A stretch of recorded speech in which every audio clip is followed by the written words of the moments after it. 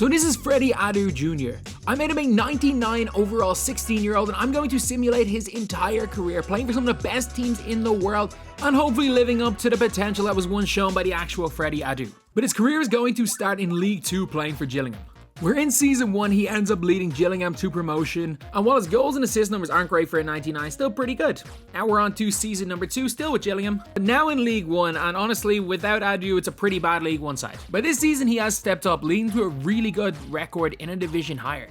But the season ends with an unfortunate loss in the playoff final after finishing 3rd in the league.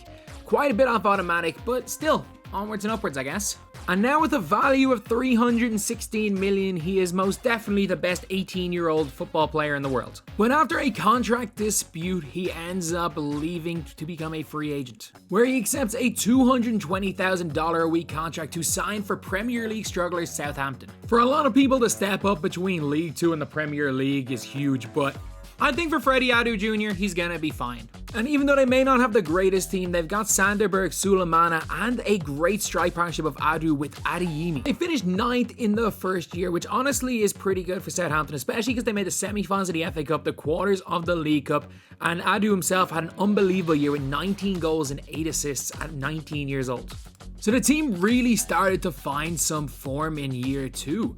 Winning a cup and honestly in the league doing pretty damn well. While 10th isn't crazy, still way above the relegation zone, which for a team like Southampton is where they should be aiming. But on top of that, they ended up winning the FA Cup, beating West Ham in the final on penalties, and also winning the League Cup. So 2 trophies for Freddie Adu and his Southampton team. While Adu himself had 29 goal contributions in the Premier League alone. Year 5 felt a little bit different, and honestly starting it off in pre-season with a great game against Inter Milan, and a month where they just looked good, man. August of 2026, the team looked like they were going to be in a great spot. 6th place in the league is not bad at all. Winning the Community Shield, and not a great performance in the Europa League or the Conference League. However, the Adeyemi partnership, yeah, I went there, is looking pretty good. Year 6, lads, they went on an 8-game win streak in January, and this is Freddie Adu's biggest year for the team. A Carabao Cup final, another one against Manchester United, where he connects a penalty straight into De Gea's hands, but in the 77th minute gets the winning goals. And that is another trophy here for Freddie Adu Jr. and for Southampton.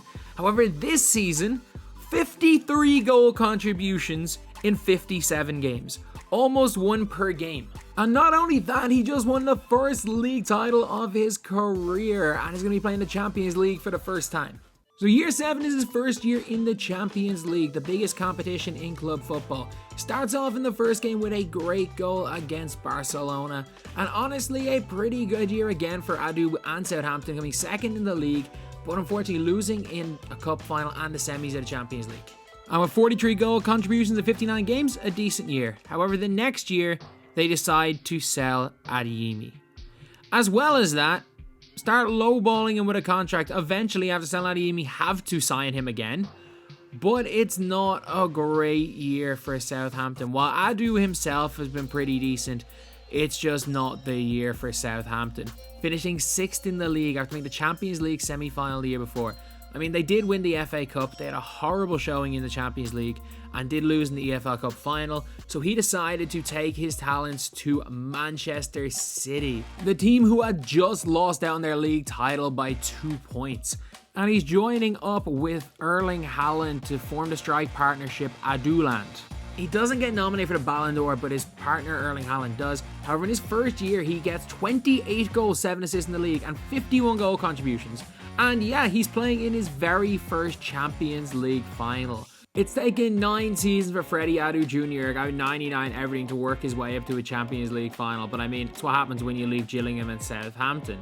But it's against RB Leipzig, which is a very, very winnable game for Manchester City. Within 6 minutes, he has his first goal of the game. And yeah, he got off the mark very quickly there, and then an unbelievable assist. A great partnership between him and Erling Haaland, putting them 2-0 up early, and he ends it with a 3rd goal in the 50th minute. So coming into year 10 again, one of the best teams in the world, and Freddie Adu actually wins his very first Ballon d'Or. First time he's nominated, he goes and wins it. Manchester City win the league, with Southampton finishing ahead of Man United. But after losing to Barnsley in the FA Cup, they do go win another Champions League. And yeah, he's going to go and win another Ballon d'Or in year 11 and another league title, winning the Community Shield against Watford, winning the UEFA Super Cup, the FA Cup, and yeah, a third Champions League win in a row for Manchester City with Freddie Adu Jr. Their one loss to Southampton in the third round of the League Cup. This is his best year individually.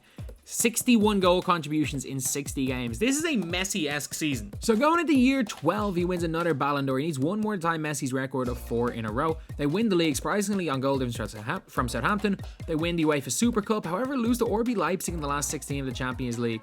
And a bit of a down year, only 48 goal contributions, albeit in 54 games. However, this is the big one, the World Cup. And the England team with Freddie Adu Jr. have an unbelievable chance of winning, on paper anyway. First game against Qatar, Adu not even starting and they lose.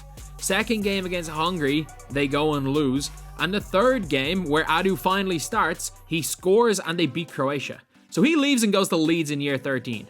Yeah, he decides to go to Leeds. He just says, screw it. After a bad year with Manchester City, he just said, you know what, I'm out. And as a Leeds fan, I just put him on my favourite team. So the Leeds team, they don't have Adulan, they don't have Aduyemi, but you know who he does have? They've got Ramadou. Yeah, I've came up with a nickname for all of his strike partnerships. But to start it off, he starts off on fire, as always. It's Freddie Adu Jr., scoring 2 goals in 2 matches and 1 big one against Liverpool. But he's not nominated for the Ballon d'Or. However, Erling Haaland is for some reason, which is really weird. And he gets Leeds to second place in the league, tied with Southampton, where City are a little bit ahead. And another solid enough year, 37 goal contributions, but he's obviously playing a lot less games because he's not with City anymore. And in year 14, the Ballon d'Or shortlist has Adeyemi and Haaland as well as Adu. So 3 guys who have played in strike forces with each other. And the winner of the Ballon d'Or is Freddie Adu Jr., winning his 4th. However, Leeds finished 1 spot lower in the league, only 6 points behind City, and statistically his worst year yet, with only 37 goal contributions in 57 games, which is not good for Freddie Adu Jr. However, it doesn't really matter because he's playing the Champions League final and he's trying to get revenge for Leeds United against Bayern Munich from all the way back in 1975 when they robbed Leeds of a Champions League crown, and he's taking that to heart straight away, scoring a goal to put Leeds 1-0 ahead, and in the 82nd minute running in and scoring a screamer. An absolute screamer in order to give Leeds the Champions League. He has led Leeds United to a Champions League, which is something absolutely wild. He decided in his final year to take the money. 1 million a week to play for Barcelona. Why wouldn't he? It's the last season of his career anyway. Even if Barcelona are terrible, it doesn't matter. They have Freddie Adu Jr. and I mean, Ansu Fati's pretty good. They win the league and somehow he ends his career winning a Champions League on a weak Barcelona team. Adu Jr. is that good that he ends it with that. So 5 Champions Leagues, 4 Premier Leagues, 4 Ballon d'Ors, 1 La Liga, and so many domestic cups. An unbelievable career for Freddie Adu Jr.